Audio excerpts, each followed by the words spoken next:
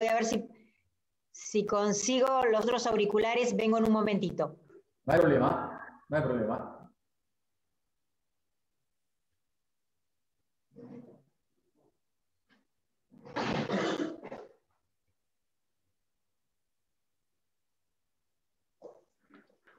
Los que están presentes tienen buen audio, ¿me escuchan bien? Con una señal me alcanzaría para entender que me están escuchando bien. ¿Quieren hacerlo por chat? Yo te estoy escuchando perfectamente. Sí, te escucho perfectamente. Los participantes tienen los micrófonos silenciados. Bien. Y mientras esperamos a que se sigan sumando, voy a dar lo que siempre decimos, los avisos parroquiales. Para que tengan en cuenta, yo a las 14:30 voy a presentarte, Ricardo, pero mientras tanto, que nos quedan 3 minutos, les voy contando a todos los que se han incorporado, porque les comento, hay gente que recién la semana pasada nos pidió participar en este curso. No hay ningún problema que participen. Lo que dije en la primera charla, que lo voy a repetir en la última, esto es abierto, nuestra intención es poder difundir, ser replicadores, hacer efecto dominó, así que no hay problema que se sumen en ningún momento. Pero, lo dijimos en la primera clase, lo vamos a repetir en la última. Para la obtención del certificado tienen que estar en las 4 clases. Porque si no tampoco tiene sentido dar un certificado, o sea, no es justo tampoco para los que estuvieron desde el principio. Entonces, esto lo comento para no decepcionar y no crear falsas expectativas.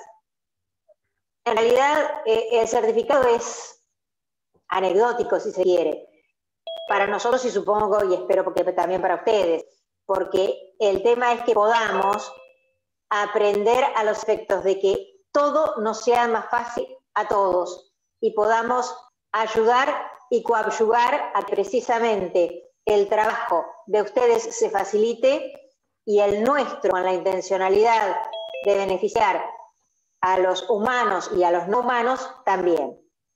Entonces, dicho esto, cualquier duda que tengan, si pueden, tal vez el doctor Germani, de acuerdo a, porque hoy él va a estar solo, así que es probable que le dé tiempo para la media hora que no tuvimos, y le pedimos 1000 disculpas en la clase pasada, porque eran 5 disertantes.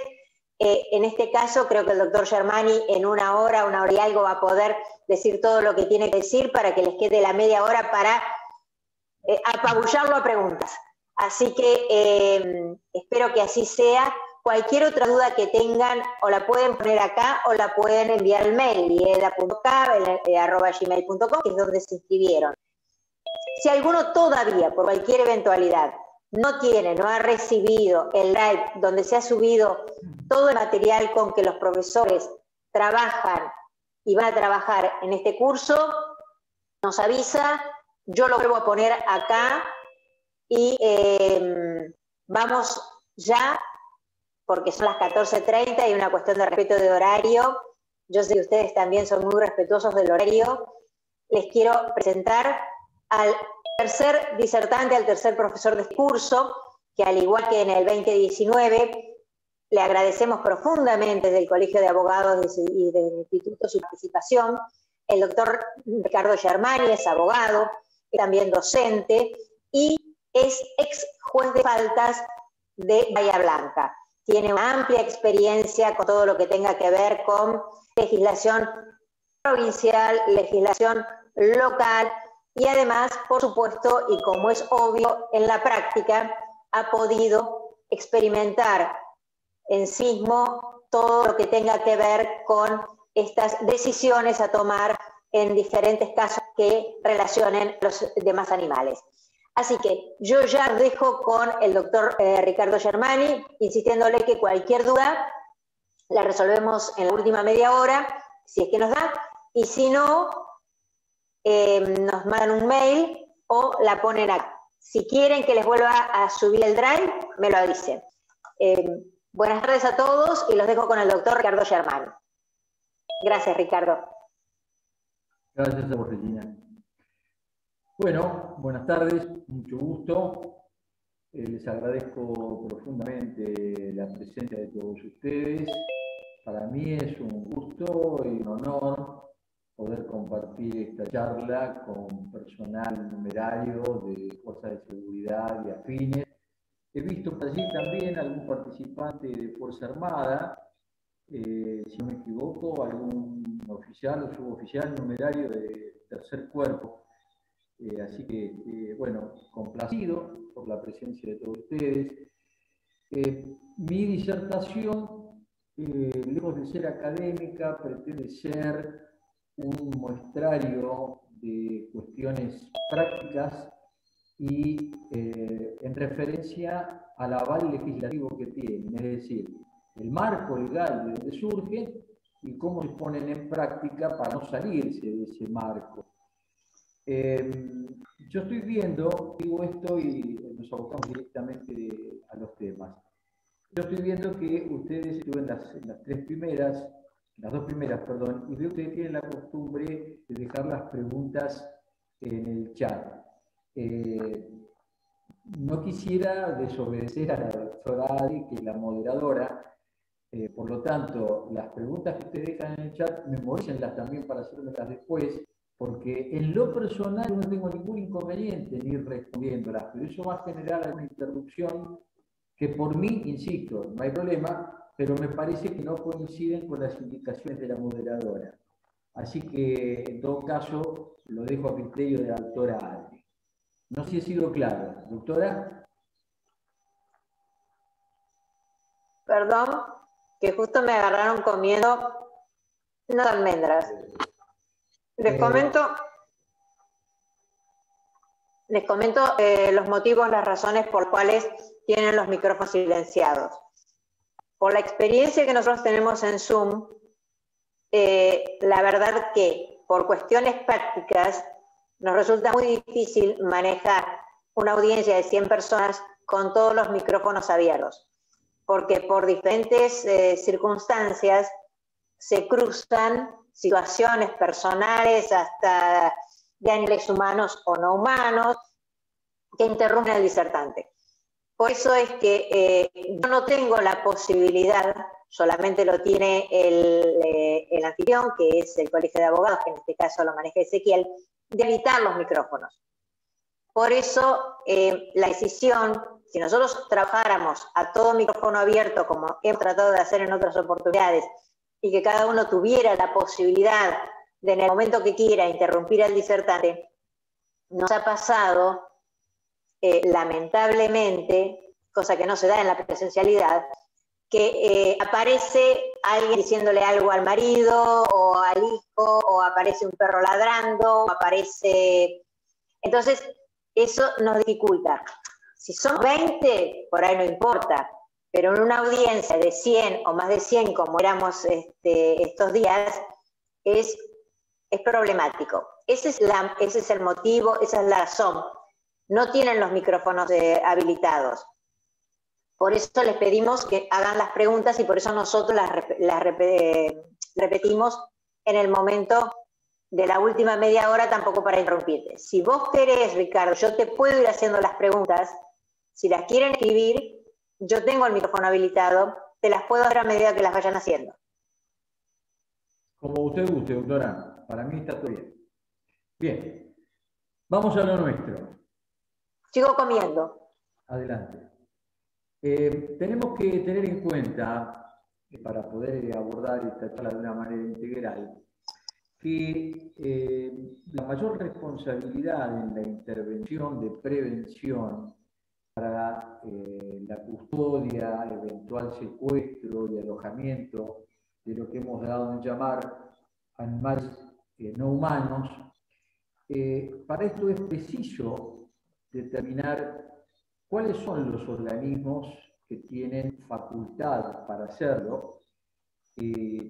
Este subtítulo, después digo por qué le digo subtítulo, en realidad obedece a un término que ustedes conocen y que es propio del derecho constitucional, que se llama competencia.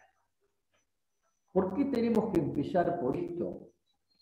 Porque tenemos que encontrar de dónde surge la facultad que tienen los municipios, todo el país, pero particularmente la provincia de Buenos Aires, que es lo que a nosotros nos interesa, para intervenir en acciones que están enmarcadas en diferentes normativas contravencionales, pero que tienen que tener, deben y de hecho tienen, un origen en base a la competencia que ya ha sido conferida previamente por la Carta Magna y la Constitución Nacional.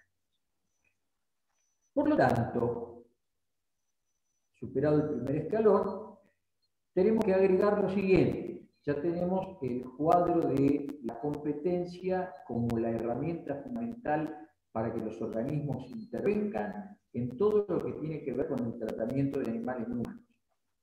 Particularmente lo que nos interesa a nosotros, ¿no? El control, la responsabilidad, eventual secuestro, custodia, depósito, etc.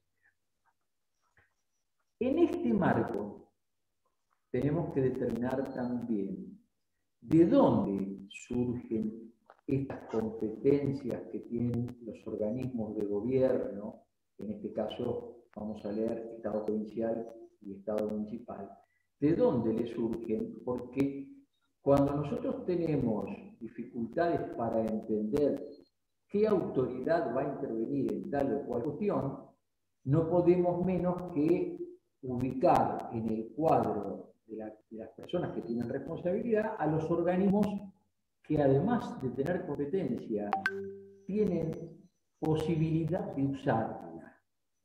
La posibilidad de usarla, nosotros la vamos a presentar en esta charla como la consabida autonomía de los organismos estatales, particularmente de los municipios.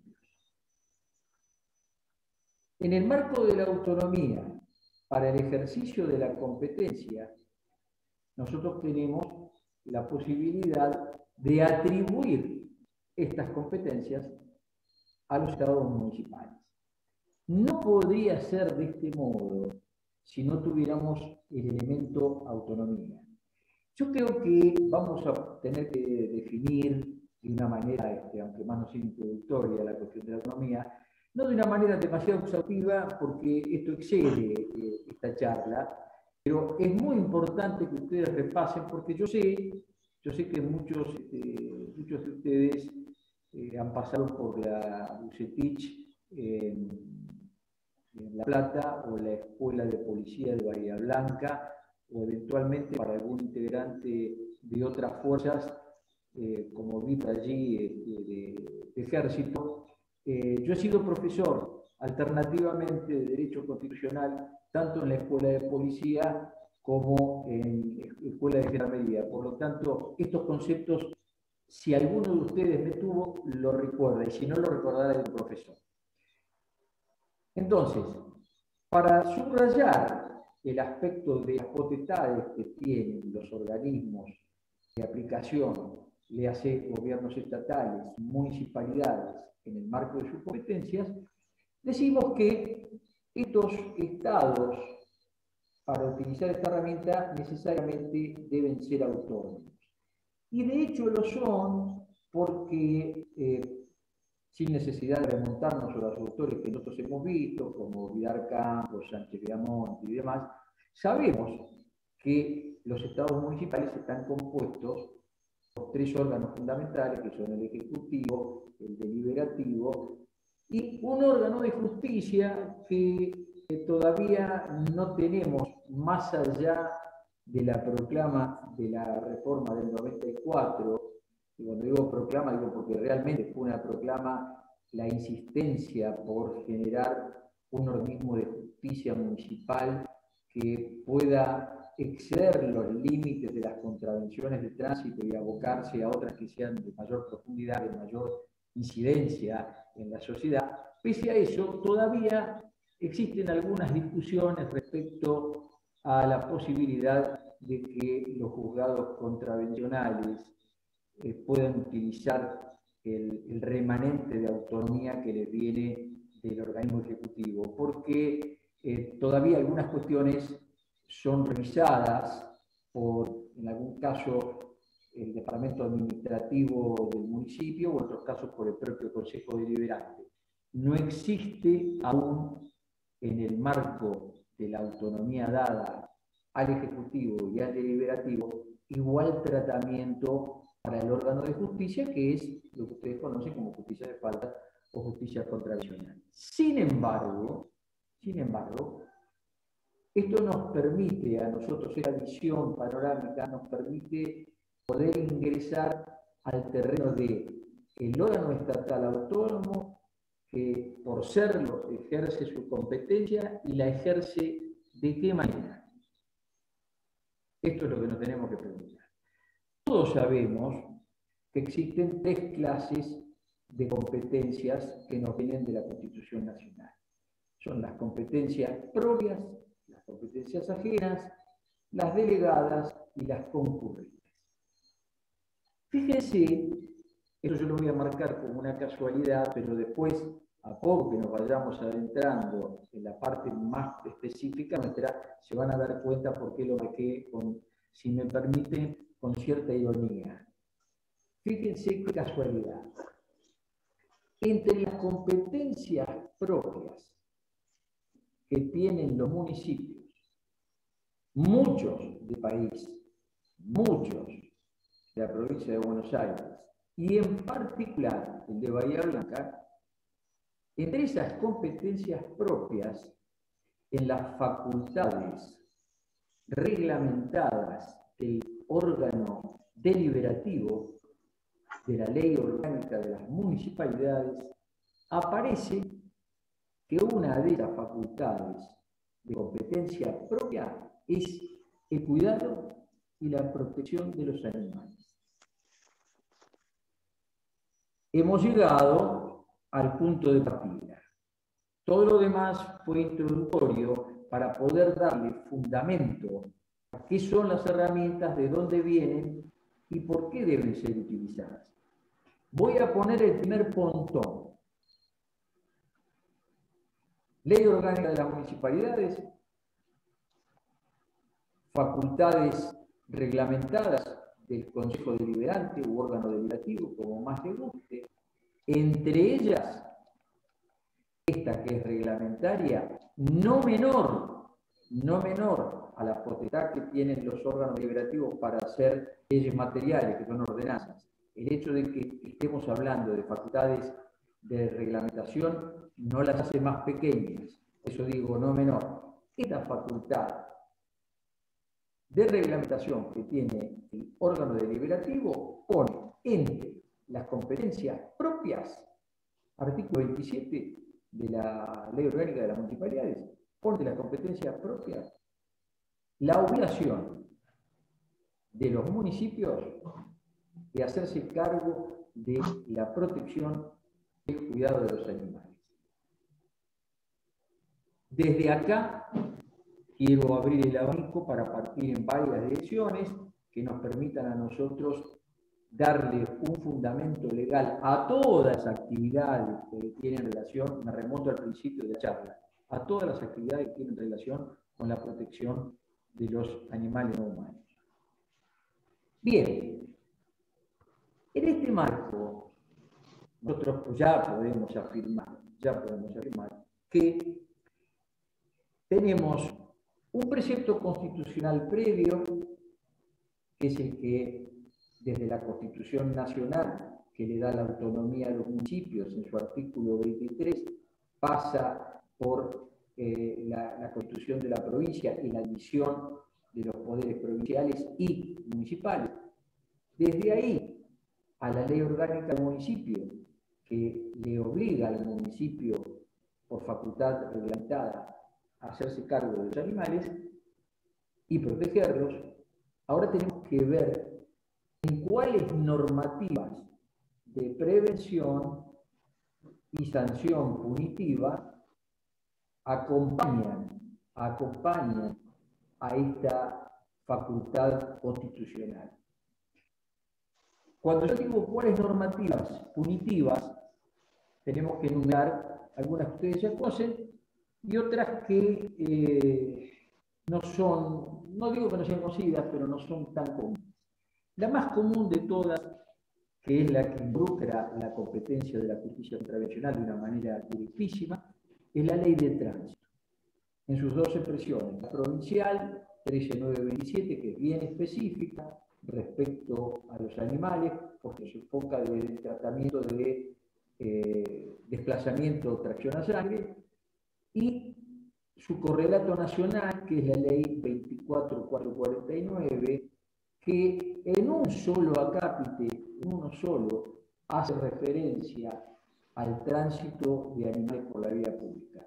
Por lo cual, vamos a elegir, por razones obvias, quedarnos con el enfoque de la 13927, que regula velocidad de tránsito para los animales, cuidado de los mismos, formas de atravesar la vía pública y sobre todo posibilidades de exhibir el tránsito equino, previos permisos municipales que deben ser gestionados y demás. Esto por el lado de la ley de tránsito. Después vamos a ver cada punto en particular, o si no lo dejamos para las preguntas que ustedes hagan, porque yo tengo que citar otras normas punitivas. Otra de las normas punitivas que acompaña es el decreto ley 8031, que seguramente los numerarios presentes de las fuerzas de seguridad tienen vasto conocimiento de ello. Esta normativa aparece puntualmente en dos artículos de la ley contravencional, que es el preventivo, la ley 46, del artículo 46, perdón, y el descriptivo, diría yo, del artículo 95. ¿Qué tenemos en estas normativas contravencionales?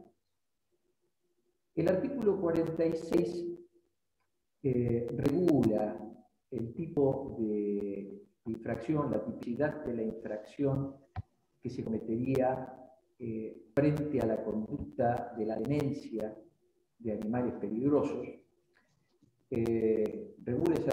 Plantea la tipicidad, describe la conducta y también anuncia qué clase de punición será aplicada para la eventualidad. Ahora bien, esta normativa, si yo digo que está pensada para tener una relación conductual y de esencia con el tema que nosotros estamos tratando, no estaría diciendo lo correcto, porque esta normativa no está pensada para protección del animal no humano, está pensada para el hombre, está pensada para la sociedad, genera un marco de protección legal dentro de la norma contravencional de tratamiento para la justicia correccional, pero pensada para la protección del hombre. Yo no digo que eso esté mal, de ninguna manera, pero esta normativa, que es eficaz en varios aspectos, en la óptica que nosotros queremos plantear, es obsoleta. Sí, doctora. No, ya que vos habilitaste a los demás a hablar, me parece que me corresponde la general de la ley, entonces puedo hacer un paréntesis precisamente con relación a esta normativa. Y me parece importante destacar porque esta normativa se ha puesto no específicamente esta ley, sino la de Cava, la de la Ciudad Autónoma de Buenos Aires, en boga esta semana porque después de 10 años de esta retrógrada, perimida, obsoleta e ineficaz ley reglamentada. ¿Por qué digo todo esto? Independientemente de que estoy totalmente de acuerdo con lo que vos dijiste, que es hecha con visión del humano. Más allá de eso, es un tipo de legislación que no ayuda al humano. Ahora estoy corriéndome del animal no humano. No solamente no lo ayuda, sino que se ha probado en todos los países. Nosotros siempre venimos atrasados. Cuando ya se demostró que en otro lado una cuestión no funciona, nosotros la hacemos nuestra. Bueno, eso ha sucedido con este tipo de legislación que estigmatiza fundamentalmente a un tipo de animal por pertenecer a una determinada raza, que lo único que obviamente posee es una capacidad mayor de daño, no porque no necesariamente o genéticamente sea un animal agresivo, sino que es obvio, porque, y por eso me permito comentarles esto, se hizo el 25 de mayo, a través también del Instituto de Estudios de Derecho Animal del Colegio de Abogados, una charla especial, si les interesa, para saber específicamente de este tema en particular. Y después lo dejo seguir al doctor Germani con lo demás. Una charla que está subida a nuestro canal de YouTube, está subida a nuestro Facebook también, sobre razas criminalizadas. Y además, el atacar fundamentalmente el tema de la raza, que he escuchado a muchos especialistas muy buenos, por ejemplo, una meca veterinaria que habló también en el Colegio de Catamarca, un especialista de comportamiento animal que habló en TN, están todos contestes en el hecho de estar absoluta y totalmente de acuerdo con este tipo de legislación, con este tipo de reglamentación, con este tipo de calificación y con este tipo de estigmatización de un determinado animal por pertenecer a una raza que además son absolutamente creadas por el hombre para un determinado fin. Y no me quiero extender más porque me da mucha bronca, no sé si se han dado cuenta, este tipo de legislación. Perdón, Doctora, Ricardo. no nombró la raza, doctora. ¿A propósito lo hizo? A propósito lo hice, sí, o sea, eso te lo dejo vos. Son muchas las razas que están. No en todas las legislaciones, porque esta legislación no es única ni de la provincia de Buenos Aires ni de Cava. Esta legislación está en varias partes del país. Se tomó tarde de Europa, cuando Europa ya reconoció la ineficacia de este tipo de legislación. Lo que pasa es que todas estas legislaciones en general necesitan una reglamentación. No son de aplicación directa, son programáticas y yo esto lo comento porque estuvo muy en boga, salió en radio, en televisión, precisamente esta semana, por la reglamentación de Cava. Nosotros ya nos expedimos al respecto y estamos en total desacuerdo, que además del registro y demás de determinadas razas. Está bien. No me gusta la calificación de razas también porque, como digo, es una cuestión humana. Sí, claro. Sí, claro. No digo más nada. Bien, continúo. Eso es lo que yo llamo una proclama. No sé qué opinan ustedes. Continúo. Nos estábamos refiriendo a la normativa de la 8031 y creo recordar haber dicho en la última parte que esto era una legislación que estaba pensada para el hombre, para la protección del hombre. En sus dos aspectos, cuando rescata la conducta y tipifica la conducta de la tenencia del animal, va de la mano de la definición o de la parte descriptiva de la norma en la que se refiere al animal peligroso, que está definida en otro artículo de la ley 8031, y tiene un detalle para mencionar. Ustedes saben muy bien que es muy subjetiva la evaluación de la peligrosidad, como recién decía la doctora Adre, pero en este caso está normalizado, es decir, cuando se trata de pensar en la tenencia de un animal peligroso, que no hay que evaluar su peligrosidad porque no se trata de un doméstico, sino de un animal silvestre recogido y convertido en doméstico, también llegamos al extremo de una imputación objetiva, porque en estos casos, por la sola condición del animal, no es necesario probar su peligrosidad, tal como lo dice la norma. Con lo cual, está más que claro que esto está pensado de una manera muy distante a la protección del animal en los dos casos. Al punto tal que, fíjense que ustedes que muy lejos de erradicarse incluso hasta el vocabulario en la concepción del texto de la norma, porque en todos los casos se habla de la tenencia. Y en un error compartido hasta en la legislación local del Consejo Deliberante, ya no podemos seguir hablando de tenencia. Lo entendemos en una norma del año 73, pues después vamos a pasar a otras que son más modernas y que siguen utilizando ese vocabulario, porque si la posición nuestra es de construir el viejo concepto del animal entendido como cosa, inserto en la mayor parte de la legislación antigua, una regulación que equiparaba a las cosas del Código Civil, si esa es nuestra intención y estamos enrolados en esa línea, tenemos que suplantar lo de la tenencia. No tiene cosas, no tiene seres vivientes, tenemos que suplantarlo por cuidado. Entonces, les hago esta reflexión nada más que para que vean que la norma no entra en el nuevo paradigma por ningún lado, pero además tiene remas peligrosas. La limitación objetiva es un tema que tienen ustedes, lo charlamos en otra ocasión, pero son cuestiones que a esta altura ya se han abandonado. Esto con respecto a la 8031.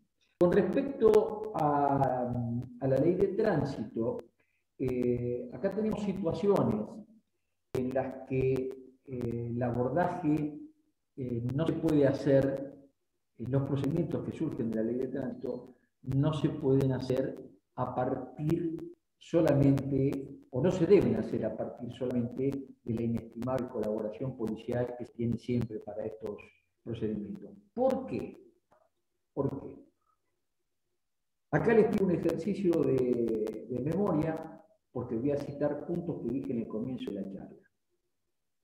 Si nosotros tenemos en base a la Constitución Nacional, Constitución de la provincia y Ley Orgánica de las Municipalidades, un claro marco de actuación para los estados municipales, que no solamente le abre la puerta para su intervención directa, sino que lo genera como una carga que debe ser soportada por los municipios en términos de responsabilidad. No es posible que pleno 2021 en tránsito todavía se sigan escuchando cuestiones como en los últimos 10 años, en las que los organismos dependientes de los municipios, organismos internos de los municipios, no tengan en claro si son competentes o no, si les corresponde intervenir o no, si esto es un trabajo que hay que hacerlo en forma compartida o es directo responsabilidad de la municipalidad. En este punto, yo tengo que decir que nunca fue difícil entender para los operarios del circuito convencional, acompañados siempre de policía, nunca fue difícil entender que la municipalidad, a través de estas normas, tiene la obligación de intervenir y estar presente, no de cualquier manera. Yo acá traje 2 o 3 modelos de cómo debería intervenir de una manera óptima, pero por lo menos, si no están dadas esas condiciones para el modelo que yo voy a proponer, lo mínimo requerible es que la intervención, aún de manera precaria, no se discuta, no se reniegue de ella y se preste la mayor colaboración posible. Digo esto porque, fíjense, nosotros tenemos una legislación que es bastante reciente, es del año 2011, es la reglamentación de la ley 13.879. Esta ley, que en realidad se la conoce como la última avanzada sobre la prohibición en dependencias oficiales de la práctica del sacrificio de animales, concretamente perros y gatos. Esta normativa plantea en sus considerandos, después vamos a la parte positiva, que el Estado municipal y provincial, en su condición de autoridades sanitarias rectoras, fíjense, autoridades sanitarias rectoras, deben implementar las estrategias y acciones que permitan alcanzar el equilibrio entre la población animal, humana y el medio ambiente, y la población animal no. Cuando la normativa habla de autoridades sanitarias rectoras y le da esa categoría a los municipios, esto es el cierre, es la forma de refrendar, es la forma de terminar de cerrar un concepto que nos dice: hay competencia, hay facultades, hay normativas posteriores que le dan la jerarquía de autoridad sanitaria. Y cuando le da la jerarquía al municipio de autoridad sanitaria, se la está dando nada más ni nada menos que el Ministerio de Salud de la provincia de Buenos Aires. Es decir, en este marco no es posible evitar la responsabilidad que le cabe a las municipalidades para honrar los preceptos de su propia ley orgánica que los envía a hacerse cargo de la protección de los animales. Pero no es suficiente esto, porque fíjense que la misma normativa plantea, por ejemplo, que los centros de zoonosis o antirrábicos municipales y provinciales deberán ofrecer el servicio para el cual han sido creados, habilitando un registro de animales en todos los casos, con una descripción de cada uno, etcétera, etcétera. Agrega que en esta misma condición de autoridades sanitarias, los municipios están obligados a implementar estrategias y acciones en forma permanente que le permitan una sana convivencia y equilibrio entre la población humana y animal no humano. No hay manera a estas alturas de evitar hacerse cargo de esta responsabilidad que viene fijada en una normativa que es del año 2011. Sin embargo, para que si hubiera alguna duda al respecto, nosotros le podemos agregar lo siguiente, que es lo que hemos estado armando, si se me permite la vulgaridad, durante los últimos años, desde el juzgado de faltas, aportando en la mesa de abordaje de la que forman parte ustedes, los organismos de seguridad, el Colegio de Abogados de la Blanca, las entidades proteccionistas, se ha coadyuvado a llevar en común un proyecto que por supuesto todavía no está terminado, pero que a mí me interesa que ustedes tengan cuáles son los patrones que informan este proyecto. Y cada vez que termino de hacer una pequeña exposición de normativa actual, reiterar, para que las preguntas que ustedes después me van a hacer, porque espero que alguien me pregunte, hasta ahora pareciera ser que no cabe absolutamente ninguna duda del fundamento legal que hay en la provincia de Buenos Aires para fortalecer, para consolidar la competencia municipal.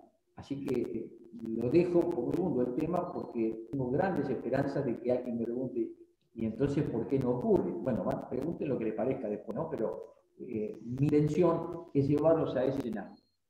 Fíjense de qué manera. Yo pregunto si crece. Lo dejamos por dentro un ratito, doctora. Lo dejamos por dentro un ratito. Fíjense de qué manera estos principios que informan el proyecto van en la misma dirección que venimos fundamentando. Ustedes saben que uno de los problemas acuciantes que hay en la ciudad, en muchas ciudades de la provincia de Buenos Aires, es la superpoblación de animales sueltos en la calle. Esta cuestión es de complejo abordaje, porque se lleva de los pelos con formas de pensar bizantinas de otra época, con muchos prejuicios, con una gran dosis de ignorancia y otra gran dosis también de falta de empatía humana humana respecto del animal no humano. Al punto tal que se han generado situaciones de tremenda inequidad, como por ejemplo, algunas por las que yo mismo he sido consultado, hace poco tiempo atrás, un poco antes de retirarme de la función, en la que había lugares de Bahía Blanca en la que los animales conocidos como errantes territoriales, que son los animalitos que terminan siendo adoptados de una manera básica por nadie en particular y por todos al mismo tiempo en una cuadra, en un barrio, la gente bien nacida le proporcionaba alimentos, cierta clase de protección y demás. Y en una política diametralmente opuesta a que nosotros estamos planteando en este marco y en esta charla y en este medio, las autoridades comunales intimaban a nadie, porque no sabía exactamente quién era la persona que le daba la mejor o mayor protección a los animalitos, los intimaban a que cesaran en su actividad, advirtiéndoles que, de ser detectados de manera creciente, se les iban a cursar las notificaciones de las presuntas contravenciones que se cometían del hecho de ofrecer alimento y sustento a los animales. En contrapartida, mientras esto ocurría desde el seno oficial, y no vayan a pensar que esto ocurrió solamente en Bahía Blanca, esto ocurrió en muchísimas ciudades de la provincia de Buenos Aires. Por caso, me consta Mar del Plata, por caso, me consta La Plata. Seguramente habrá otras en que tengan una inteligencia superior, pero en estos casos son hechos constatados. En el extremo opuesto, como bandera del proyecto que hemos llevado durante todo este tiempo y que todavía no ha cesado, el punto de inflexión para romper con esto que yo les decía al principio, la desidia, la falta de empatía, la ignorancia, el abordaje que nosotros entendemos, no sé si es el mejor, es el que se necesita hoy, seguramente habrá espacio para utilizarlo, tiene más o menos este espíritu. El origen del problema no está en el perro de la calle, que ha perdido en general su capacidad reproductiva por altos niveles de nutrición, de mala nutrición. El problema surge en el animal con dueño, que es algo que se ve en la calle, pero que por alguna razón, generalmente económica, el dueño no tiene las posibilidades de transportar al animal para su debida castración. El animal no se puede ir a castrar por sí mismo, entonces, en este caso, si no tenemos un servicio permanente, constante, que se acerque a los barrios más desprotegidos, porque son estos barrios más desprotegidos son los que mayor cantidad de situaciones de la naturaleza tienen. Esta situación, exceso de animales, la superpoblación, incapacita, esto es que nosotros planteamos como espíritu de proyecto, incapacita al ciudadano para ejercer un cuidado responsable. Y ahí es donde yo marcaba la diferenciación con el concepto de tenencia. ¿Por qué decimos esto? Esta incapacidad del ciudadano de ejercer el cuidado responsable se produce como resultado de una falta de cumplimiento de la responsabilidad que es propia ¿a quién? Al municipio. Porque se trata de ejercer un control eficiente de reproducción y garantizar el equilibrio poblacional de perros y gatos, velando por su salud en forma simultánea. Entonces, de esa manera, pierde coherencia y consistencia cualquier norma punitiva que exija a la comunidad un cuidado responsable ante una problemática que claramente es responsabilidad del municipio. Fíjense, este es el espíritu del proyecto nuestro, pero al mismo tiempo, lo que ha estado ocurriendo es la respuesta del municipio, en particular y en general, en vez de hacerse cargo de esa competencia, proveer recursos, proveer infraestructura, proveer profesionales capacitados, me consta que hay algunos muy buenos, pero que al mismo tiempo no tengan ninguna perplejidad respecto de si es competencia o de si les corresponde o no, porque la normativa es más que clara. Entonces, a estas alturas ya no se conseguiría que alguien dude de si le corresponde al municipio o no. Fíjense la antítesis, ¿no? De un lado este proyecto y del otro lado la respuesta del municipio. Entonces, en este marco, nosotros podemos decir, para concluir, por lo menos en primera parte, que tenemos un Estado municipal, en general voy a hablar, Estado municipal de la provincia de Buenos Aires, que tiene un marco absolutamente claro y actualizado, de normativa que lo lleva a hacerse cargo de la protección, cuidado de los animales no humanos. Tenemos normativa posterior que va en el mismo sentido y tenemos normas punitivas que no protegen al animal no humano, que están solamente pensadas para liberar tránsito, para proteger o darle una respuesta al humano en el caso de que el animal no humano genere un hecho agresivo. No tenemos entonces una respuesta normativa ni protocolar que vaya en el sentido que marca el paradigma, es decir, el animal no humano sujeto de derecho. No lo tenemos. Este es el punto en el que me quiero parar para decirles, hay más de un proyecto, nosotros elegimos uno.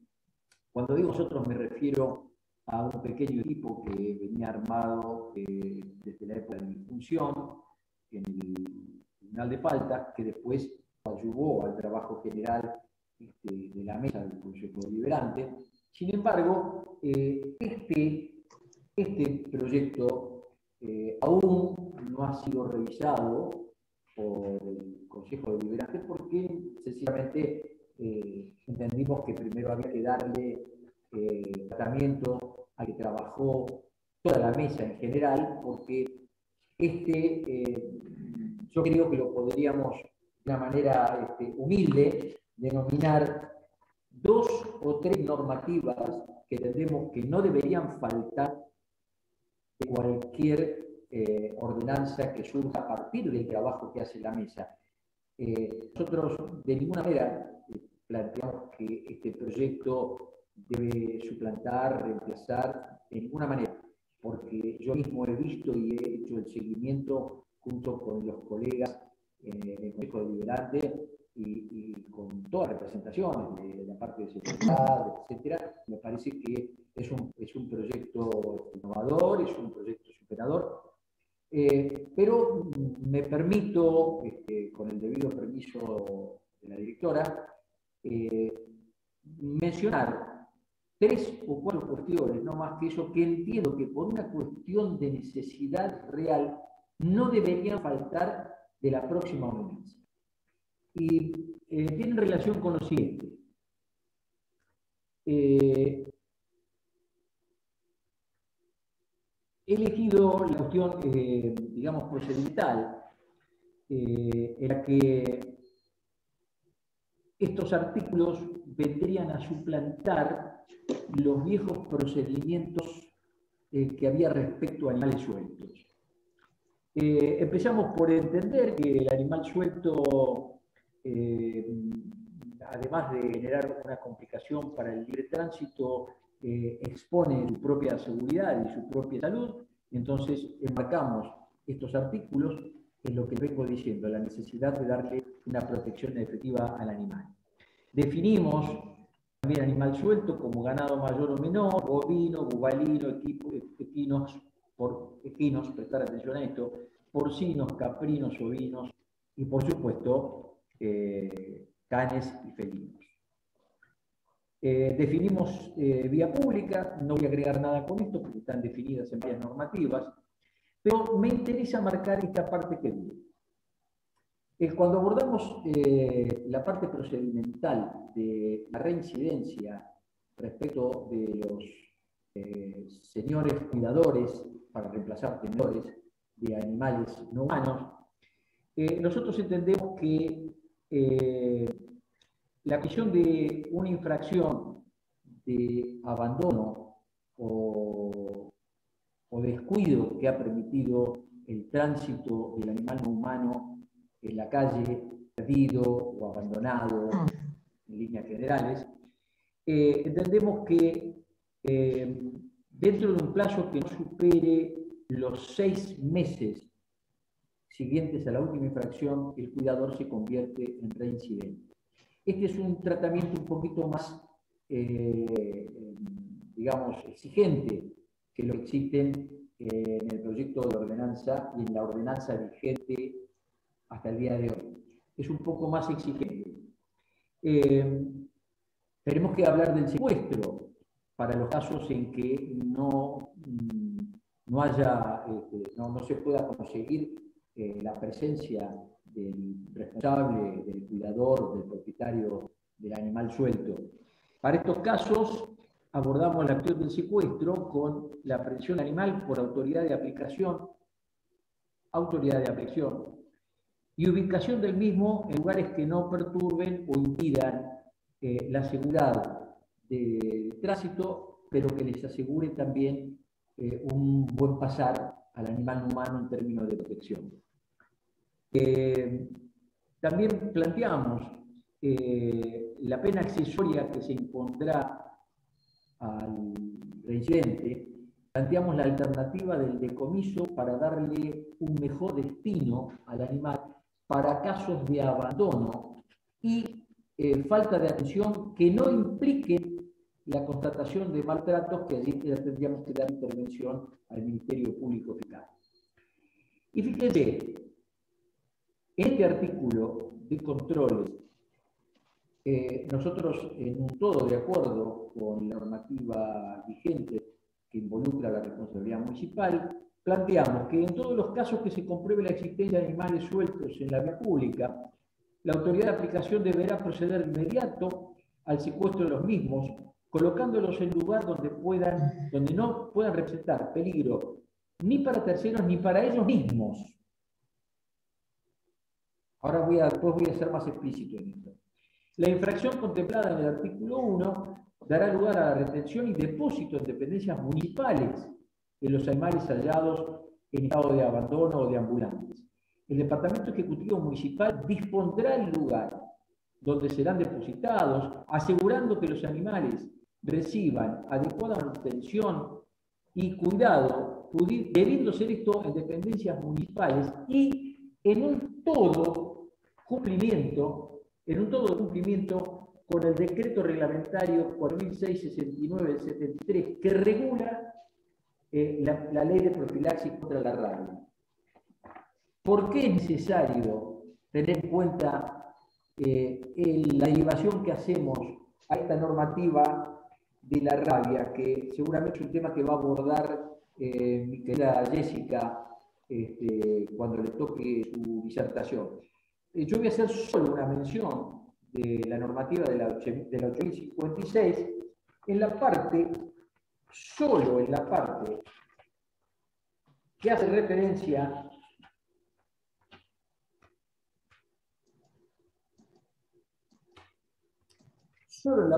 referencia al alojamiento de los animales no humanos secuestrados por alguna cuestión puntual en el marco contravencional o abandonados, que es lo que más me interesa. En este extremo me interesó a mí agregarle una referencia a nuestro humilde proyecto de esta ley, porque la ley fija las condiciones mínimas de ingreso y permanencia de animales en refugios. Una figura muy controvertida que si no se la analiza y se la modifica en el marco de esta nueva normativa, va a traer muchos más problemas de las soluciones que ofrece, que son muy pocas. La cuestión está de los refugios. Tengan siempre presente el vector original, que es la responsabilidad del Estado municipal. Fíjense cómo se plantea la cuestión de los refugios en esta normativa provincial. El alojamiento debe ser en forma individual o en grupos reducidos, separados por sexo. Tratamiento adecuado de todo animal afectado por todo esto lo va a explicar Jessica, endoparásitos. Vacunación antirrábica de todo animal a partir de los 3 meses de edad. Registro y patentamiento de perros según lo establecido en otras disposiciones de la presente reglamentación. Pero lo más importante de todo esto, a mi humilde criterio, es que este tipo de alojamiento para los animales no humanos debe estar fiscalizado en términos de habilitación, controlado y eventualmente autorizado o no por los municipios de cada distrito. Tomen nota de este detalle, porque si después nadie me pregunta nada respecto a esto, en la parte de preguntas, yo me voy a... sí, la doctora me anota una pregunta. Sí, doctora, dígame. No, quiero aclarar varias cosas. De todas formas, hay alguna pregunta con cuestiones antecedentes de las que venías hablando. Si querés te las digo. Pero yo quiero aclarar para que no se confunda. Lo que vos estás leyendo es un proyecto que ustedes, como grupo, desde el Juzgado de Faltas, estaban realizando desde el 2019 o años anteriores. Correcto. Y conjuntamente, claro, porque yo también escuchándolo me confundo y al principio creí que era exclusivamente para animales sueltos en la vía pública, como es el protocolo en caso de grandes animales. Pero veo que también incluye el tema de pequeños animales, como pueden ser hasta perros y gatos. Claro. En algunos puntos debo disentir con el proyecto. De hecho, nosotros en la mesa, vos lo sabés, estamos reevaluando un proyecto que presentó, insisto, esto de proyecto, porque tal vez algunas de las preguntas están en consideración que lo que estás leyendo es normativa, y no es normativa, es un proyecto. Yo diciendo... Este último sí, este último es un proyecto, los demás es todo normativo. Por eso. Sí, pero como estaban hablando acá, ahora te las voy a leer, las preguntas por ahí podían estar entendiendo que estabas hablando de una normativa y estás hablando de un proyecto. Tal cual. De hecho, hay una normativa que es la de tenencia responsable y nosotros esa palabra tenencia en el cambio de lenguaje es precisamente lo que queremos modificar porque nosotros no hablamos de mascotas. Nosotros hablamos de miembros de la familia porque mascota tiene que ver con una cuestión conceptual de el animal como cosa, ya que viene del francés, mascoté, que quiere decir fetiche o amuleto, es una cosa que da suerte. Nosotros modificamos el lenguaje. En esa modificación del lenguaje también lo hablaron en la clase anterior los miembros del equipo de trabajo en causa de malos tratos y crueldad hacia los animales, ya que no hablan de tenedores, hablan de cuidadores, como vos bien lo dijiste, y no hablan de depositarios judiciales, sino de guardadores judiciales. Lo digo para que nos vayamos todos acostumbrando al nuevo lenguaje. No hablamos de tenedores, no hablamos de tenencia responsable, hablamos de convivencia responsable, y esa es la manera en que queremos encarar esta nueva ordenanza como proyecto que estamos nosotros realizando. Mi problema es con el tema del refugio, que en realidad, más allá de la normativa existente que obliga a las municipalidades, cosa que no se hace en Bahía Blanca, a que exista un lugar, entre comillas. ¿Por qué digo un lugar entre comillas? Porque la nomenclatura o la manera de nombrarlo como refugio no es lo que ha sido en su realidad en la mayoría de los lugares de la provincia de Buenos Aires y aún mucho peor en otros lugares del país, se han convertido en perreras. Y eso es en lo que estamos en total desacuerdo. lamentablemente los animales que han caído en esos lugares, que ha sido un depósito de animales como si fueran cosas, nunca han tenido un buen fin. Claro. Bahía Blanca no tiene un lugar, ni siquiera tiene hoy un lugar para hacer lo que la ley de rabia, como vos bien decís, le exige, que es el seguimiento de un animal en estas condiciones.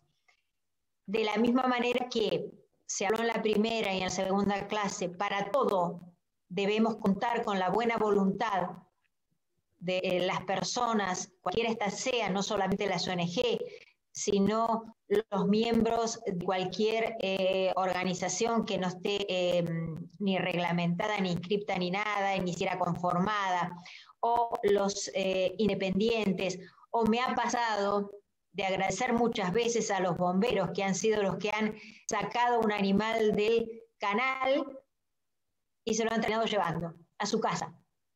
Como muchas veces plantean los propios veterinarios de Veterinaria y Zoonosis, ¿qué hacemos con el animal?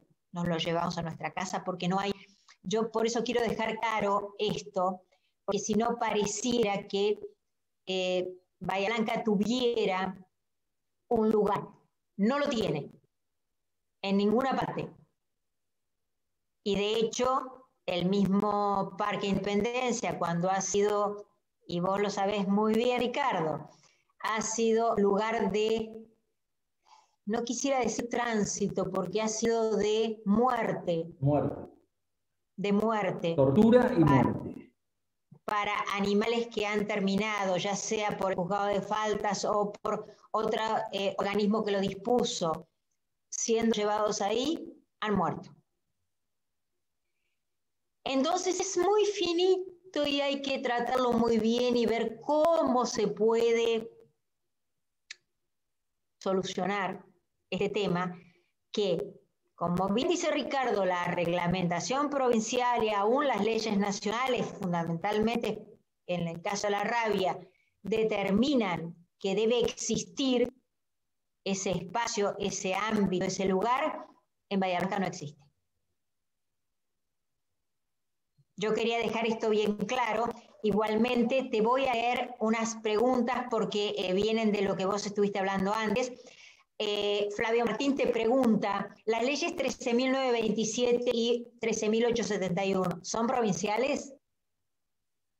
Sí, la ley 13.927 es provincial. La ley 13.871 es una ley nacional. Bien. Horacio Cornut dice, independientemente de la castración, considero que debe ser, se garantiza, de una tenencia responsable, o no sé cómo es garantía, supongo. Las personas no saben qué es tenencia responsable. Bueno, en realidad es como yo estaba hablando, nosotros cambiamos el tema de la palabra tenencia por convivencia. Creo que lo que necesita la gente es educación, acceso a buena información y capacitación, es lo que nosotros estamos tratando de hacer. Toda la normativa, las normativas actuales indican cómo manipular al animal, como una cosa mueble. Ninguna que exija al titular o responsable su formación y capacitación para estar en condiciones de garantizar una vida psicológica, física, saludable y equilibrada al animal. ¿De acuerdo? Cisterna Betiana dice, en el caso que sea reincidente y se le secuestre más de una vez un equino por abandono, ahí te la tiro, y malos tratos, ahí son dos cosas distintas. ¿Por qué se le permite seguir teniendo nuevamente un animal? ¿No hay alguna forma de evitar esto ya que la ley lo impone? ¿Por qué se permite varias cosas? Lo mismo pasa con animalitos como perros, etcétera. Lo mismo para las personas que dejan sueltos a sus caballos en la ruta y siempre amanece con ellos muertos a la orilla de la ruta. Bien, primero empiezo por corregir. Alguien preguntó sobre dos normativas. La 13879, corrijo, también es provincial, es del año 2011. 13927, tránsito, y 13879, la reforma para la prohibición del sacrificio de animales, también es provincial. Perdón. Debe tener un error Flavio Martín, porque él pone, o por lo menos en lo que escribió, 13871. Si yo no mal no recuerdo, la 13871 creo que es la que determina los departamentos judiciales de la provincia de Buenos Aires. Sí, sí. Sí, o Pero sea, la que yo digo, tal vez la que yo traje a la charla es la 13879. es la llamada ley Maruco. Es la ley Maruco. A mí me encanta decirle Maruco porque la senadora Maruco luchó mucho, ella fue intendente de Almirante Brown, y luchó mucho por lograr esta ley. Por eso yo en general nunca la nombro con el número y siempre le digo la ley Maruco. Y por supuesto que esa ley es absoluta y totalmente provincial. Sin perjuicio de dejar claramente dicho que la doctora Adri me arrebató el remate, pero bueno, también porque se supone que esto es interactuado, así que vienen muy bien los aportes. La conclusión. Perdón, estoy reemplazando, eso te lo digo a vos, Ricardo, y a la audiencia. La doctora González Lacerna pidió 1000 disculpas, tiene un vencimiento con cargo mañana y 2 charlas mañana a la tarde para preparar. Pido 1000 disculpas para no estar. Así que yo estoy haciendo las veces de la doctora González Lacerna a la vez de lo mío, por eso estoy tan molesta. No, está muy bien. Mi conclusión, señores y señoras y señoritas, es que las políticas públicas que debieran enmendar todas estas cuestiones, desde el faltante de recursos, pasando por la falta de infraestructura, por la falta de capacitación de todos los organismos con sus funcionarios incluidos, para que puedan fácilmente comprender que de lo que se está hablando no es un gracioso favor que pide la comunidad, sino nada más ni nada menos que una imposición legal de todas las normativas provinciales y nada más ni nada menos que de la Constitución Nacional. Cuando tengamos este nivel de capacitación para que todos puedan entender, quizá se pueda parir la primera política pública destinada a cubrir todos estos déficits. Porque hoy, lamentablemente, ustedes saben que en general, para las políticas públicas, no en particular para esta, en general, siempre el punto final, el toque de remate, siempre es una decisión política. Lamentablemente, las decisiones políticas tienen de personalista, de extemporáneas y de caprichosas, si ustedes me permiten, lo que tiene una decisión personal, porque son eso, decisiones políticas de alguien en particular. Puede ser un senador, puede ser un diputado, puede ser un gobernador. Bueno, hasta el día de la fecha no hemos contado y no contamos con una decisión política en ese sentido, que pergeñe un abanico de alternativas de políticas públicas dirigidas ora a infraestructura, ora a los recursos, ora a programas de capacitación con convenios con el Ministerio de Educación para que los niños entiendan desde su más temprana edad todas estas cuestiones que a nosotros nos ha sido dada en los últimos 10 años. Si podemos esto incorporarlo a la educación regular, de tal manera que en los próximos 20 años los niños que hoy tienen 10 sabrán que el animal es un compañero de la vida y no una cosa o una mascota. Pero estas cuestiones dependen, como les digo, de políticas públicas. Que no tengamos políticas públicas en este terreno, digamos, del éter, es grave. Pero mucho más grave se torna la cosa concreta, como marcaba un ratito la doctora Adri, yo lo voy a ratificar. No solamente en la ciudad de Bahía Blanca no hay compromiso de aplicación con ninguna de estas normativas, sino que además hay permisividad o tolerancia a acciones que violan específicamente esta normativa. En ese marco, todo lo que nosotros planteamos hoy es una expresión de deseo y un esfuerzo que estamos haciendo en conjunto con todas las personas que tienen facilidad y predisposición para una clara comprensión de lo que es el imperio de la ley vigente, para darle cumplimiento, y por supuesto su toque personal de todos los presentes, que no descarto que debe haber ahí alguna llamita de sentimiento por estas cuestiones, ¿no? Porque también tiene que haber eso.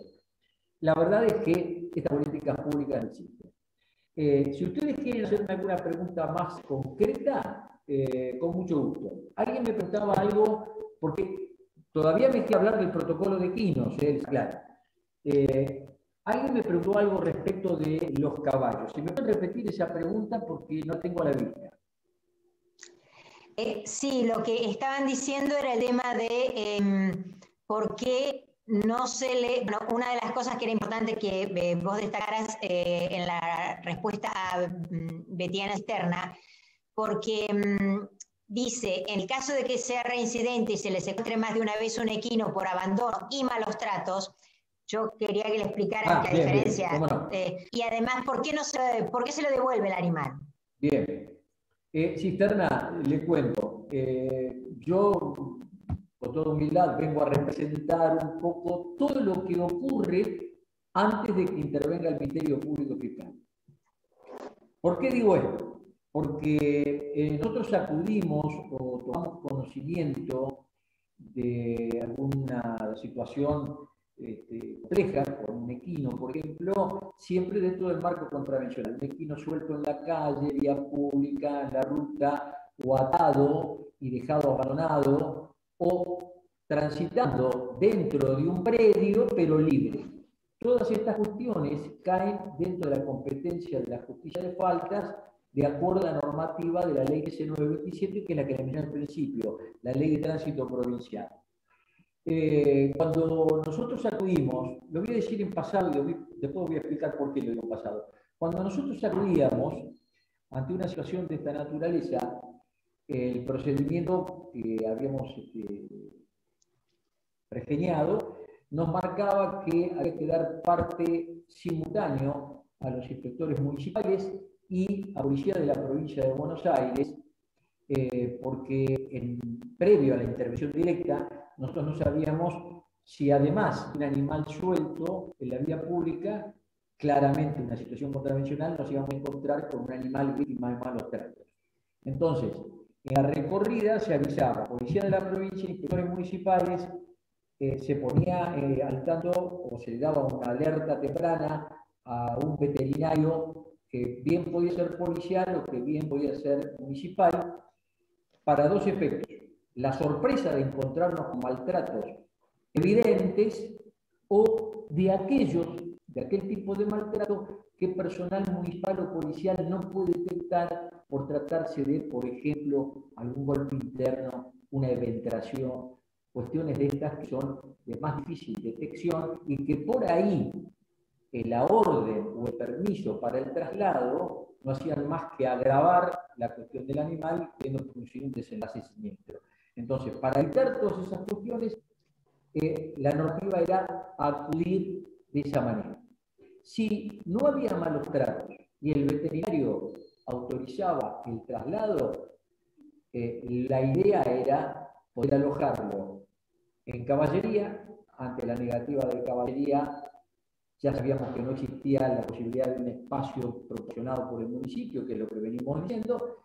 Entonces, con una autorización previa y con una orden del juzgado, ese animal era trasladado al centro Nechihue, que es el que regentea nuestra colega la doctora Lazar. Pero fíjense, hablé de la forma de abordar la situación de campo con todos esos actores para no equivocarse, pero no dejé agregar un oficio del juzgado. El oficio del juzgado está pensado para ser saneador de cualquier irregularidad de procedimiento y cobertura para quienes proceden al traslado y al alojamiento. Cuando digo para sanear situaciones es porque en el oficio iba sigo hablando del pasado, en el oficio iba la enumeración con cargo de los actores que iban a intervenir. Ustedes saben que por una cuestión de economía no se justifica por qué el juez ordena que vaya un veterinario. Es obvio que se sabe para qué, y además eso en todo caso después se fundamenta en otra parte de la causa contravencional, pero en el oficio solamente se ordena el actor que debe concurrir y al efecto.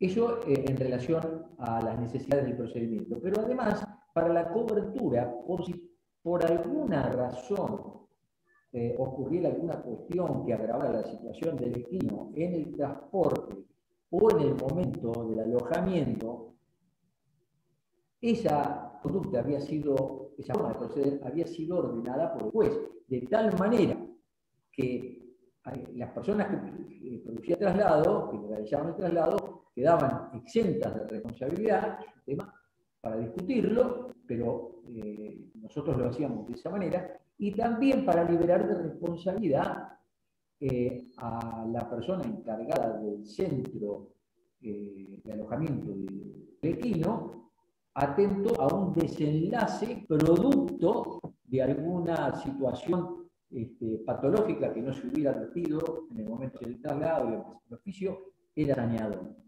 Ahora bien, si nada de esto ocurría y el animal estaba en buenas condiciones, se alojaba de manera provisoria en el centro del Quihue, y si no aparecía un propietario,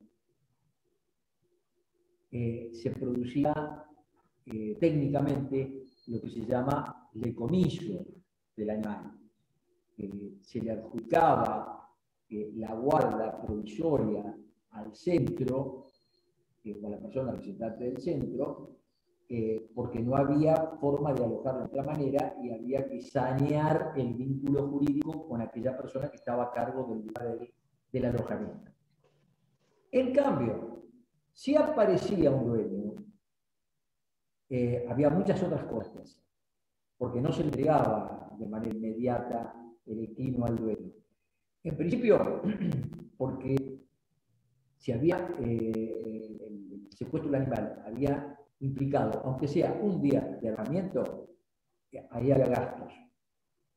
Los gastos salían indicados en la resolución, que además determinaba una imputación para quien se decía propietario, que tenía que probar, ¿no? Pero de cualquier manera los gastos más el importe de la multa salían en la resolución. Para eso era necesario tiempo, por lo menos 48 horas, con lo cual no se le entregaba el animal en forma inmediata. En segundo lugar, tampoco se le entregaba en forma inmediata porque había que abrir a un mínimo, breve proceso probatorio que al juzgado le dejara en claro que efectivamente ese que lo reclamaba era quien lo tenía con anterioridad. Con lo cual, había que acreditar algún certificado del animal preexistente, vacuna. Había una declaración sumaria de testigos, vecinos. Había un reconocimiento previo del animal en fotografía para hacer coincidir el pelaje con el animal que teníamos secuestrado. Llevaba, en términos de procedimiento, no menos de una semana toda esta cuestión, aunque lo entregáramos. Pero para entonces, si resolvíamos por la restitución del animal, porque nos convencía la prueba que se había presentado, claro, había que sacar una resolución porque había gastos. Bueno, esto es lo que se debería seguir haciendo. Yo me retiré en el año 19, no me consta, seguramente la doctora Adria me va a agregar algo al respecto, pero yo en estos días tomé contacto con el juzgado de faltas y la verdad que me enteré de una noticia poco grata. Seguramente por decisión de los titulares actuales, el juzgado de faltas ya no interviene más en la parte del procedimiento. Solo se ocupa, es decir, no cursa comunicaciones, no ordena los recaudos que deben ser tomados para el traslado de los equinos, no ordena la presencia de profesionales veterinarios y reclama la asistencia policial. Esto el juzgado de faltas ya no lo hace. Ignoro las razones, pero me lo informó hace 48 horas el secretario del juzgado, de manera que doy por cierto lo que me están diciendo. De tal manera que hay 3 o 4 puntas del procedimiento contravencional que no encapsula la responsabilidad en el marco de un oficio, en el marco de una delegación, en el marco de una comunicación, de tal forma que, bueno, va a ser un poco complicado hacerlo de esta manera. Es una lástima. Yo voy a invocar a la gente que opera en estas cuestiones para que logre una modificación de esta situación, porque genera riesgo hacerlo de otra manera. Y el riesgo, en general, amedrenta a los actores de buena voluntad. Y si además de falta de estructura y de recursos no tenemos seguridad personal para participar, esto se va a complicar. Así que espero que esta situación cambie rápidamente. Perdón, Ricardo, confieso que no lo sabía. Confieso que no lo sabía. Hace 48 horas me enteré, sí. Hay que hablar con el doctor Rodríguez y él lo va a comunicar. Sí, lo voy a hacer y voy a hablar con los jueces actuales de faltas, porque cuando estabas vos y estaba el doctor Nardi, creo que teníamos todo más o menos encaminado, así que eso lo voy a dejar en suspenso. Me rectifico porque me está diciendo esta persona que en realidad lo que quería preguntar es por qué no se le impide volver a tener animales. Bueno, eso es obvio, aún en el caso de una sentencia por maltrato animal, hay jueces penales, porque debemos tener en cuenta que el tema del maltrato animal no tiene que ver con lo contravencional, no tiene que ver con el juzgado de faltas, tiene que ver con la justicia penal. Hay jueces en lo penal que se han animado a ir más allá, y digo más allá, colocándole como una adicional a la pena de la ley de maltrato, y es la prohibición de no tener animales por determinado tiempo.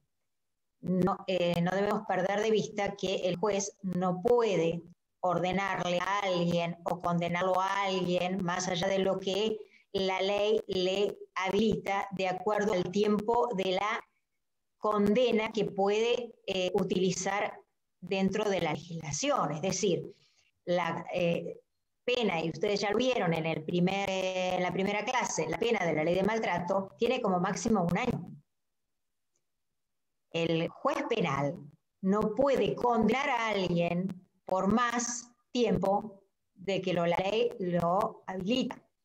Algunos, me consta, lo han hecho por hasta 2 años, esta inhabilitación, pero también debemos ser prácticos. ¿Quién controla? O sea, es una cuestión más práctica que legal. Acá te hacen una pregunta que, de acuerdo a lo que dijiste, no sé si lo vas a poder contestar, pero dice, ¿y quién se ocupa entonces actualmente de esas cuestiones si el juzgado de faltas no lo hace? Bueno, por lo que me explicaba el doctor Rodríguez, el procedimiento se inicia a partir de la denuncia. Acá lo tengo, es el protocolo nuevo. Es a partir de la denuncia telefónica al 911 o cualquier dependencia policial. A partir de ese llamado en términos de denuncia, a ver, algunas veces esto ha funcionado acertadamente con otro tipo de denuncias y otras veces no. Lo que yo me pregunto, y seguramente mucho personal de seguridad debe estar preguntándoselo, ante la cantidad increíble de accesos al 911, generando denuncias de todo tipo, sobre todo referidas a hechos graves, o que podrían traer un desenlace grave, la selección de aquella denuncia referida a un animal abandonado me da la impresión que no va a tener un tratamiento prioritario, porque el sentido común indica que no va a ser de tratamiento prioritario ante la envergadura, la gravedad y la urgencia de otro tipo de denuncias. ¿Por qué digo esto? Porque alguien me lo va a preguntar en algún momento y quiero adelantarme. Naturalmente, yo no digo que sea imprescindible que los juzgados contravencionales sean los generadores del procedimiento por denuncia, en algún caso de oficio. Yo no digo que eso sea imprescindible.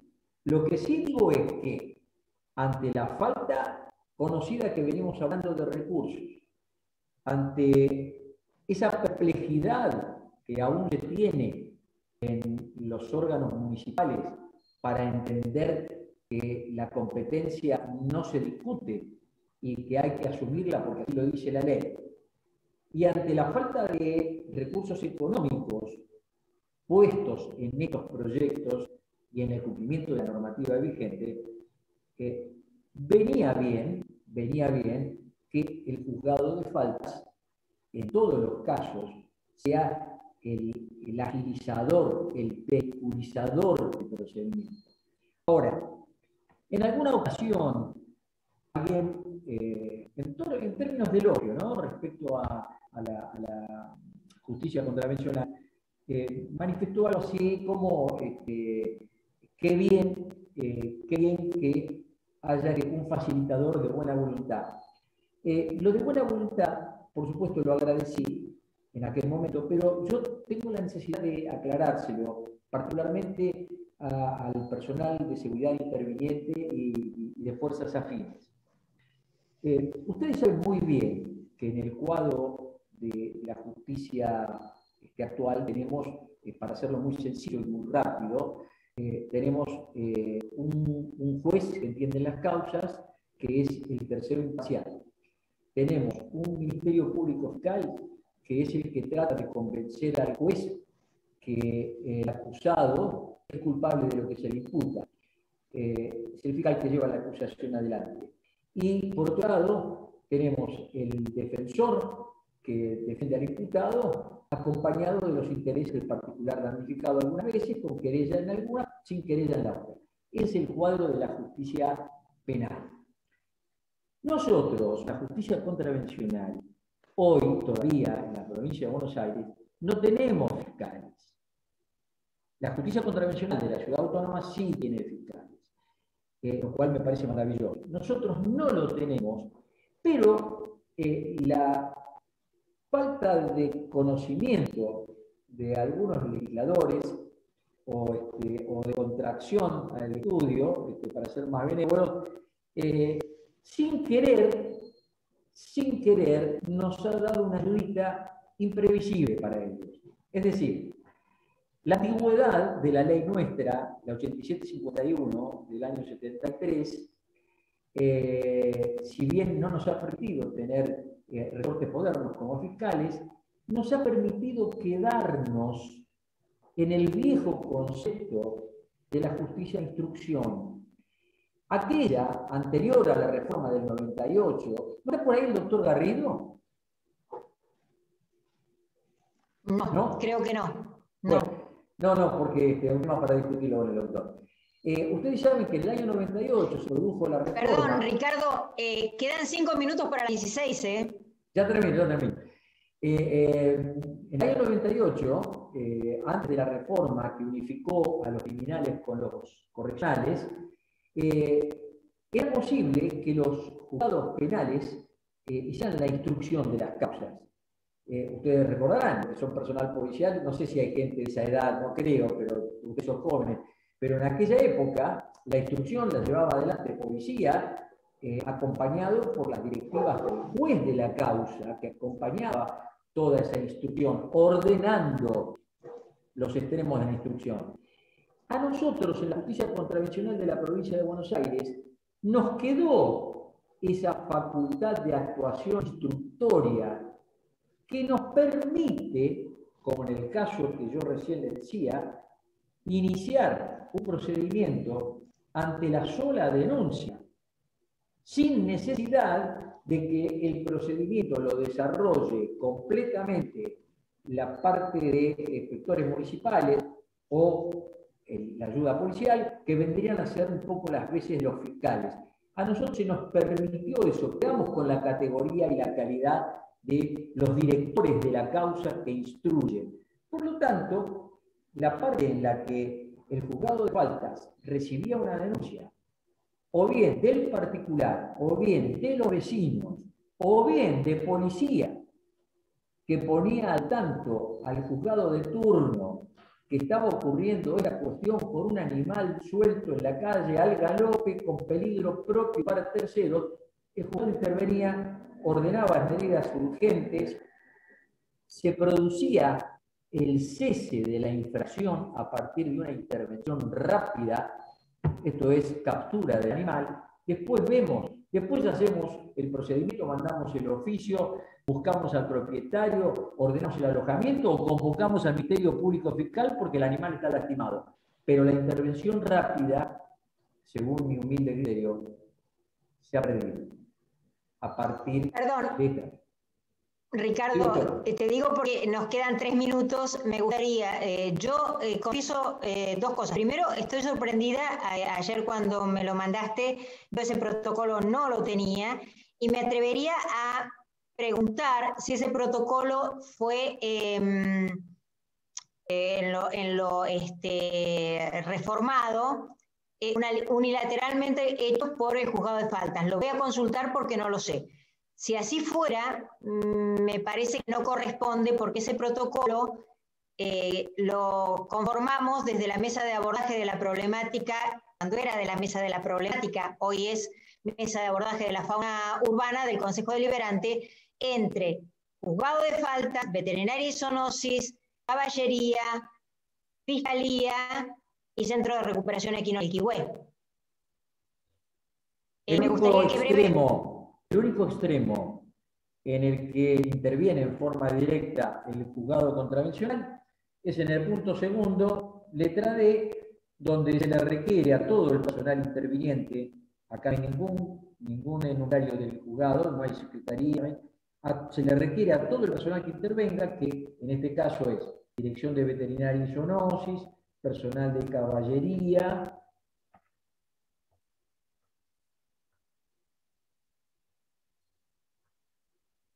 se le requiere que vuelquen el resultado de la constatación en un acta de inspección, a los efectos de remitir la misma al juzgado de intervención para el proceso. Solamente eso. Una vez que todo hecho, cuando esté neutralizada la emergencia, si la hubiera, o la situación, como se hacía antes, mucho tiempo atrás, se le abre un acta y el juzgado empieza a participar solo para el juzgamiento. Toda parte de la instrucción en este protocolo no existe. Lo cual realmente es una lástima, porque era una forma de trabajar interactuada con todos los actores y daba resultado. No quiero hablar, simplemente por ahora. Te pido por favor que le informes en la parte del protocolo que sí les atañe, porque es importante que sepan, porque nosotros debemos saber que a la gente, al ciudadano, lo único que le decimos es que tienen que llamar al 911. Bueno, pues ustedes tienen que saber qué es lo que ustedes tienen que hacer cuando el 911 recibe esa comunicación de animal suelto en la vía pública. Sí, el protocolo reza: la recepción de la novedad frente al hecho de la denuncia de un animal de gran porte suelto en la vía pública, esa novedad debe ingresar vía comunicación telefónica al 911 o cualquier dependencia policial. Desde allí derivarán la información a la cuadrícula policial que corresponda al lugar del hecho, los que se harán presentes en el lugar a fin de corroborar el hecho denunciado, de constatarlo, es decir, la presencia del animal. Una vez constatada la presencia del animal, el personal policial interviniente procede a comunicarse con caballería de la policía de la provincia, informando los datos mínimos necesarios para dar curso a la intervención, es decir, cantidad de animales, sitio en el que fue encontrado, presencia de peligro o no para la seguridad de terceros o del propio animal, y cualquier otro dato que al personal policial le parezca de interés. El personal policial de la cuadrícula presente en el lugar deberá permanecer en ese lugar hasta tanto personal de caballería verifique que están dadas las condiciones para quedar frente de la situación sin otro apoyo que no sea el propio.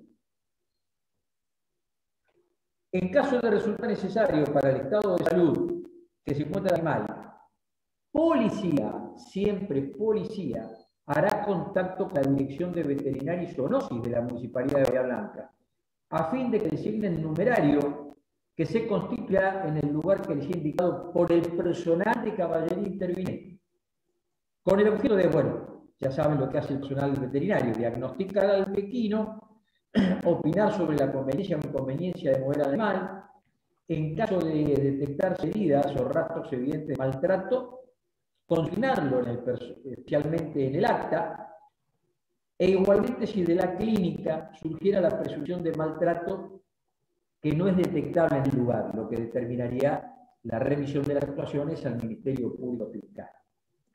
Y volcar el resultado de la constatación en un acta de inspección a los efectos de remitir la misma al juzgado de faltas de intervención.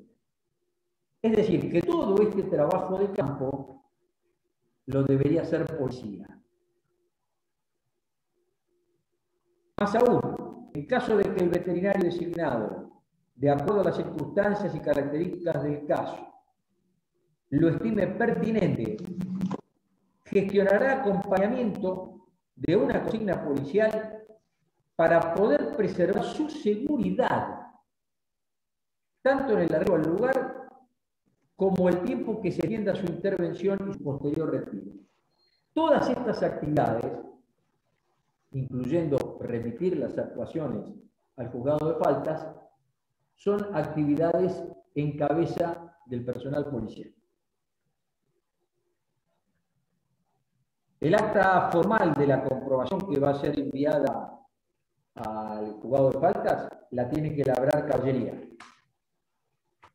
Caballería tiene que labrar el acta que conocemos, digamos, como inicio del proceso, indicando cuál es la norma que se ha infringido, marcando concretamente, es el artículo 48, ese, tienen que estar claramente consignado el acta, y tienen que poner además en el acta el lugar donde se produjo la detección y el secuestro del animal, las circunstancias en el sentido de si está escapado o está abandonado. Esto es una apreciación del oficial interviniente porque, bueno, hasta conocer antecedentes solamente tiene que guiarse por la apariencia del animal, si está sucio, lleva días en el lugar, en fin. ¿Qué más, doctora? Acá nos preguntan si el protocolo es solo para Bahía Blanca o para toda la provincia de Buenos Aires. Nosotros por eso yo les confieso, yo más que asistir, no es mi tema, no es mi parte, no formé parte, más allá de asistir, en la confección del protocolo. Por eso digo que el protocolo fue confeccionado en el ámbito de la mesa de abordaje por las partes que dije: Veterinaria y Zoonosis del municipio de Bahía Blanca, juzgado de faltas, el gran redactor es el actual también secretario del juzgado, que es el doctor Sergio Rodríguez, caballería, una gran colaboración del comisario Adrián Coronel, también la otra parte de la policía, en este caso nosotros tenemos la representación del comisario Bechaca en la mesa de abordaje, la gente de la Fiscalía y el Centro de Recuperación Equino en el Quilpué. Es decir, las partes obviamente interesadas. Como comprenderán, las ONG animalistas de perros y gatos no más allá de poder dar, o como nosotros desde el Instituto de Derecho Animal, más allá de dar una mínima opinión, no fuimos parte en la confección, pero sí lo apoyábamos, y de hecho tengo entendido que el comisario Coronel quería trasladarlo para que pudiera ser utilizado en toda la provincia, pero era exclusivamente para Bahía Blanca. No sé qué otra pregunta. Yo había subido... sí. Si me permite, yo necesito, por una cuestión de nobleza obliga, decir lo siguiente. Está muy claro que la mayor parte de la responsabilidad del procedimiento queda en cabeza del personal policial. Incluso cuando a instancias de lo que opine el veterinario, siempre dependiendo de la opinión del veterinario que debe estar presente, es el personal policial el que va a remitir actuaciones a la UFI si hay maltrato o al juzgado de faltas si no lo hay. Pero la cuestión es que para el caso de que hubiera maltrato y hay que alojar al animal, la decisión está en cabeza de la Fiscalía interviniente, es decir, el Ministerio Público Fiscal, que va a tener que contar un lugar donde alojarlo.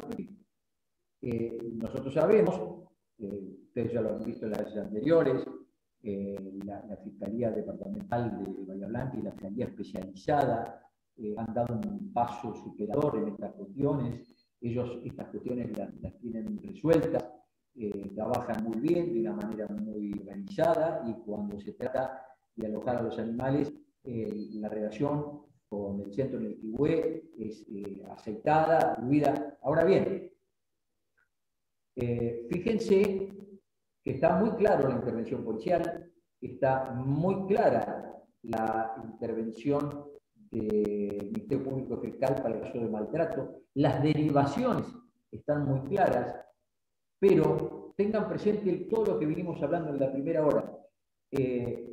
Prácticamente no hay ninguna inserción, ni préstamo, ni facilitación, ni de transporte, ni de asistencia, ni de lugar para recepcionar, aunque sea de forma provisoria, del órgano municipal.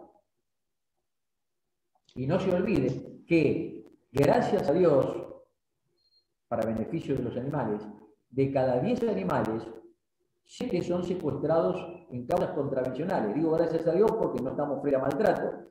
Es decir, para el grueso de las causas contravencionales, la situación está dudosa. Sí, doctora. Sí, no, perdón porque se están yendo y me parece importante destacar dos cosas. Primero, no es caballería el lugar a donde van los animales. Por eso están preguntando quién le paga los medicamentos y alimentación y demás a caballería. Es que ese es el gran problema. No van a caballería, van al Centro de Recuperación Equino en el Quihue, donde la doctora González Lacerna se hace cargo absolutamente de todo. Y como bien dijo el doctor Germani, el municipio no aporta nada.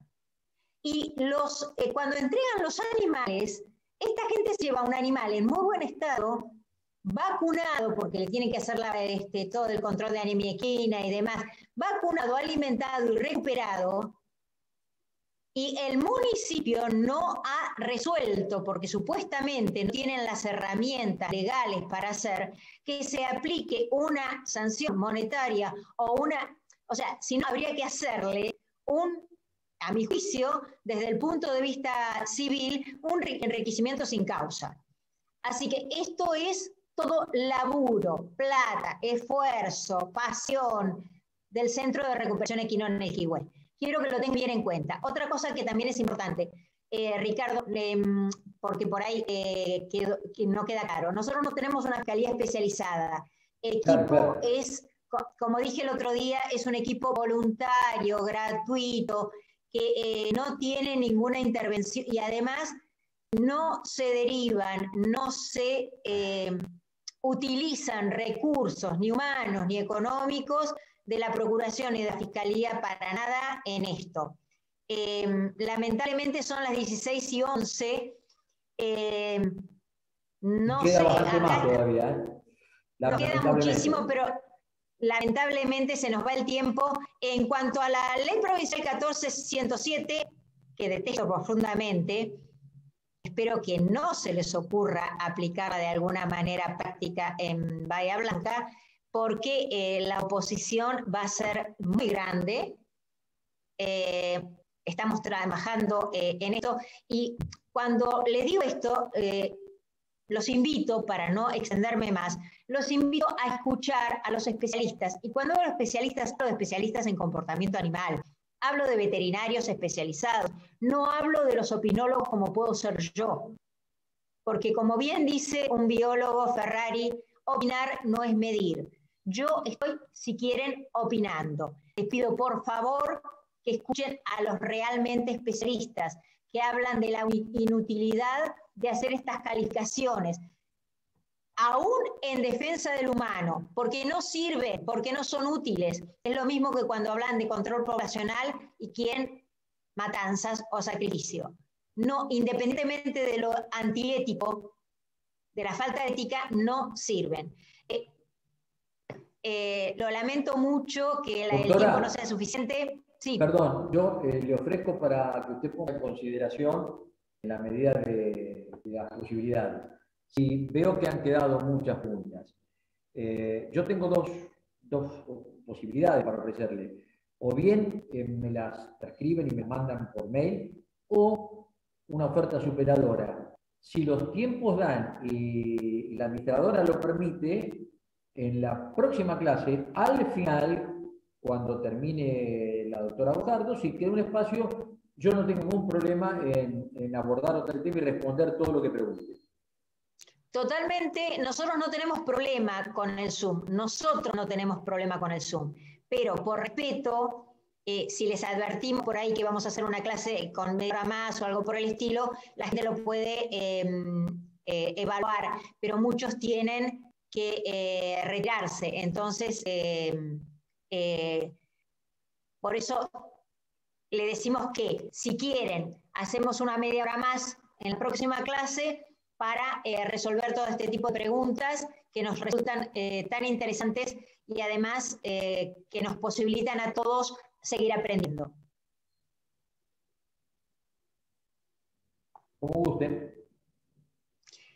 Yo también tengo, Cristina, tengo un ovejero alemán que es un dulce de leche, así que estoy totalmente de acuerdo con vos.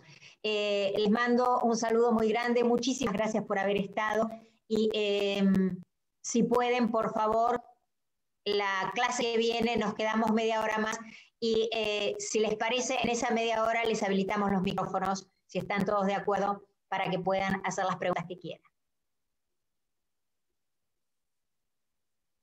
Adiós. Muchísimas gracias a todos. Gracias, Ricardo. No, por nada, con un gusto.